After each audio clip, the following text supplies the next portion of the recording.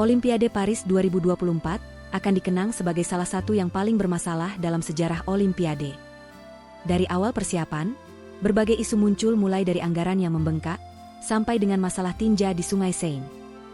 Bahkan pada saat Olimpiade berlangsung, media-media selalu menemukan berbagai masalah baru seperti perayaan pembukaan yang kontroversial, kasus-kasus kriminalitas, dan hal-hal sensitif yang memicu rasa ketidakadilan. Pada episode ini, kita akan membahas apa saja yang membuat Paris 2024 dianggap sebagai Olimpiade terkacau sepanjang sejarah.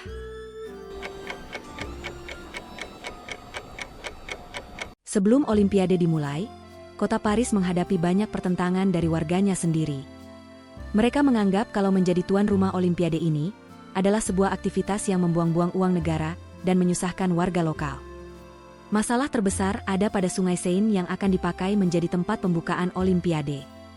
Sungai Seine adalah sungai yang melintasi kota Paris dan melewati berbagai bangunan-bangunan indah seperti Notre Dame, Louvre, dan Menara Eiffel. Sungai ini memiliki masalah yang sudah berjalan selama bertahun-tahun, yaitu terhubung dengan sistem pembuangan limbah. Karena sistem kota yang sudah berjalan ratusan tahun ini, maka sungai ini memiliki banyak kadar bakteri yang sering ditemukan di dalam tinja, yaitu E. coli.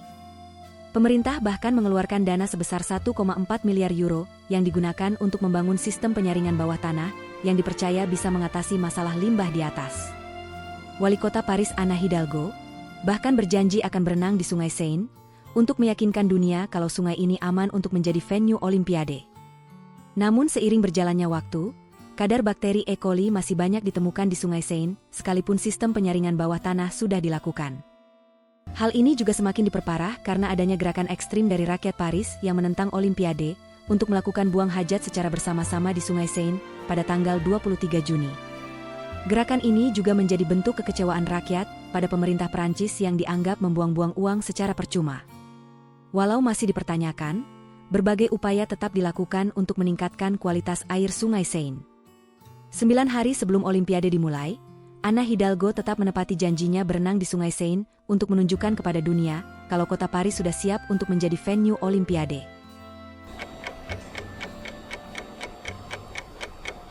26 Juli 2024, Olimpiade Paris resmi dimulai dengan ritual pembukaan yang langsung menuai berbagai kecaman dari seluruh dunia.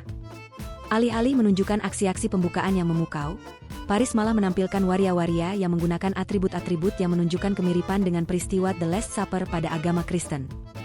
Pihak Olimpiade mengatakan kalau mereka tidak bermaksud mengolok-olok umat Kristen, karena inspirasi mereka adalah dari lukisan Feast of Dionysius. Namun masyarakat nampaknya bisa menilai kalau pembelaan itu hanyalah sebuah alasan untuk meredam protes untuk memboikot Olimpiade yang berkumandang di mana-mana.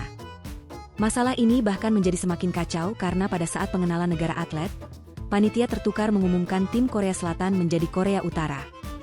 Selain pembukaan yang sangat kontroversial, masalah-masalah lain dari segi akomodasi mulai timbul seperti adanya laporan kekurangan makanan, tempat tidur bahan kardus yang dilaporkan sangat tidak nyaman, dan ruangan kamar yang tidak dilengkapi dengan pendingin udara. Ditambah lagi beberapa atlet bahkan mengalami kasus-kasus pencurian tas, uang, dan bahkan perhiasan di lingkungan tempat tinggal atlet yang disediakan. Hal-hal ini membuat masyarakat bertanya-tanya tentang upaya keamanan yang dilakukan oleh pemerintah kota Paris. Malapetaka juga dialami oleh manajer tim bulu tangkis Indonesia, Armand Darmadji. Armand kehilangan tas yang berisi uang tunai 53.000 euro, atau sekitar 950 juta rupiah. Uang tersebut merupakan gabungan tim bulu tangkis Indonesia di Olimpiade Paris 2024 yang berjumlah total 53 orang. Musibah itu terjadi pada saat Armand mendapat informasi dari 2 orang yang sedang duduk di halte bus, kalau ban kendaraannya kempes. Setelah itu, Armand meninggalkan kendaraan untuk mencari informasi dan meminta pertolongan kepada polisi setempat. Namun ketika dia kembali, tasnya sudah tidak ditemukan di dalam kendaraan. Kecaman keras juga diterima Olimpiade, karena membiarkan atlet Belanda bernama Van de Velde untuk ikut berkompetisi. Pada tahun 2014, Van de Velde berusia 21 tahun, berteman dengan seorang gadis berusia 12 tahun di Facebook, memberinya minum alkohol pada saat mereka bertemu, kemudian memerkosanya beberapa kali. Pada saat itu, dia dijatuhi hukuman 4 tahun penjara yang banyak pihak melihatnya sebagai akhir dari perjalanan karirnya. Namun kenyataannya dia hanya menjalani hukuman 13 bulan penjara, dan bahkan mendapat kesempatan untuk mengikuti acara sebesar Olimpiade. Salah satu drama terbesar di Olimpiade Paris ada pada cabang pertandingan tinju wanita, di mana Imane Khalif yang berasal dari Aljazair melawan Angela Carini dari Italia. Setelah pertandingan berjalan selama 46 detik, Carini memutuskan untuk mengundurkan diri setelah menerima pukulan telak di wajahnya, dengan menangis dan menolak jabatan tangan Khalif sebagai tanda sportivitas. Setelah kehebohan ini memasuki media sosial, berbagai tuduhan pun mulai dilayangkan kalau Imane Khalif ada seorang laki-laki yang menjadi transgender. Khalif menerima banyak tudingan ini karena garis wajahnya yang keras, dan memang lebih menyerupai laki-laki ketimbang perempuan. Keadaan semakin keruh ketika International Boxing Association mengeluarkan berita kalau mereka pernah mendiskualifikasi Imane Khalif pada tahun 2023, karena dari hasil tes yang dilakukan, Khalif tidak memenuhi kriteria untuk berkompetisi dalam laga tinju wanita. Karena hasil tes menunjukkan kalau Khalif memiliki lebih banyak kromosom XY yang seharusnya ditemukan di dalam tubuh laki-laki. Melihat ketegangan yang terjadi, pihak penyelenggara Olimpiade pun tak tinggal diam untuk membela Khalif, dan menganggap kalau International Boxing Association adalah organisasi yang penuh korupsi dan tidak kompeten, karena Imane Khalif pernah mendapat medali perak di kompetisi tinju wanita tahun 2022. Namun mengapa masalah ini baru dipermasalahkan pada tahun 2023? Setelah investigasi lebih lanjut, ternyata pada saat didiskualifikasi di tahun 2023, Imane Khalif harus berhadapan dengan petinju Rusia bernama Azalia Amineva yang memiliki rekor sempurna tidak pernah terkalahkan. Saat itu banyak pihak yang mencurigai kalau Khalif yang berhasil memenangkan pertandingan secara dominan, didiskualifikasi karena campur tangan pemimpin organisasi saat itu yang juga berkebangsaan Rusia bernama Umar Kremlev. Selain itu, bila kita melihat rekor pertandingan Khalif, dia mempunyai catatan 9 kali kekalahan dari 43 pertandingan. Hal tersebut membuktikan kalau tubuh kekar yang dimiliki Khalif bukanlah jaminan pasti untuk memenangkan sebuah pertandingan. Beberapa pihak mengatakan kalau Khalif memang seorang laki-laki, seharusnya dia memiliki rekor yang lebih baik dari itu.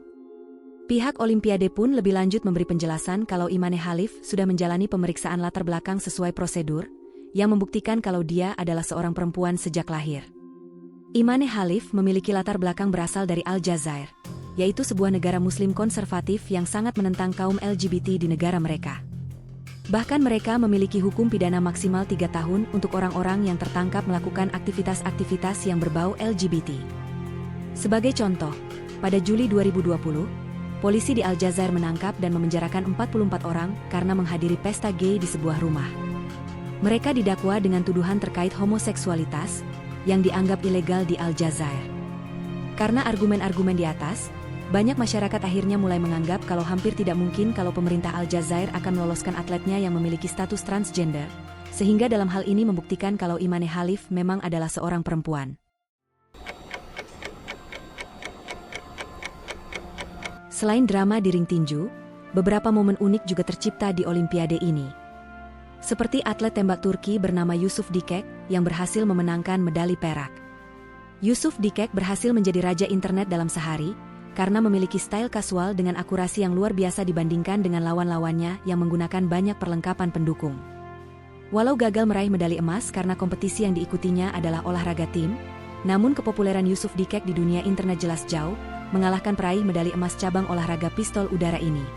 Tim nasional Indonesia juga berhasil mengharumkan nama bangsa dengan peraihan medali perunggu dari cabang bulu tangkis oleh Gregoria Mariska Tunjung, dan 2 medali emas dari cabang panjat tebing oleh Fedrik Leonardo, dan cabang angkat besi oleh Rizky Juniansyah. Setelah penantian 32 tahun, Indonesia akhirnya bisa kembali meraih 2 medali emas dalam satu edisi Olimpiade yang terakhir terjadi pada tahun 1992 di Barcelona. Saat itu, 2 legenda bulu tangkis Indonesia berhasil meraih medali emas, yaitu Susi Susanti di nomor tunggal putri, dan Alan Budi Kusuma di nomor tunggal putra. Setelah Olimpiade Paris, pada tahun 2028, Los Angeles akan menjadi satu-satunya kota yang terpilih untuk menjadi tuan rumah Olimpiade dikarenakan sepi peminat. Hal ini terjadi karena impian untuk mendapat keuntungan popularitas dan pendapatan dari turis nyatanya seringkali gagal total. Anggaran yang direncanakan dari awal seringkali mengalami pembengkakan. Selain itu, seiring berkembangnya kualitas media, turis-turis Olimpiade semakin menurun, karena kebanyakan masyarakat memilih untuk menonton Olimpiade dari televisi dan handphone di negara mereka masing-masing. Pihak Olimpiade juga semakin membebankan tuan rumah dengan mengambil sebagian besar keuntungan hak siar televisi, tanpa mau mendukung pembangunan infrastruktur negara tuan rumah. Banyak dari stadion-stadion negara tuan rumah Olimpiade juga tidak terpakai setelah acara Olimpiade selesai. Karena hal-hal di atas, pihak Olimpiade berencana akan menunjuk hanya 4-5 kota saja di masa depan sebagai tuan rumah Olimpiade tetap. Menurut kalian setelah melihat fakta-fakta di atas, apakah Olimpiade akan masih menjadi acara yang diminati banyak orang ke depannya?